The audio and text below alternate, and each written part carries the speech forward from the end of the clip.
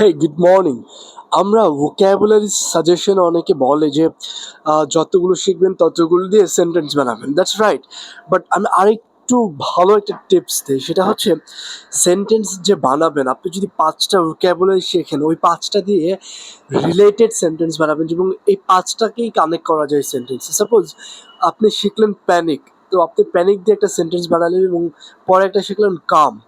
এই দুইটো দিয়ে সেন্টেন্স বানান কিন্তু দুইটো যেন একসাথে থাকে, যেরকম don't panic, you should be calm. যে প্যানিক হলে তোমাকে ঠান্ডা হতে হবে, হ্যাঁ, উত্তেজিত হলো না। সো এই হচ্ছে আমার টিপস, যেটা আপনাকে ভোক্যাবুলারিজ মনে রাখার আরও ইজি করবে এবং দক্ষতাটা বৃদ্ধি করবে আপনার বিশ্লেষণ করার। আরেকটা সাজেশন দিই, সেটা হচ্ছে ভোক্যাবুলারি যেগুলো শিখবেন এগুলো বারবার ইউজ করবেন, সেক্ষেত্রে এটা আপনার যে বেসিক রেঞ্জ থাকে ওইটার মধ্যে ঢুকে যায়। তো আপনার ওই অ্যাডভান্স যে ওয়ার্ডস ওইটাই আপনার বেসিকে পরিণত হয়। So that's a good tip. By.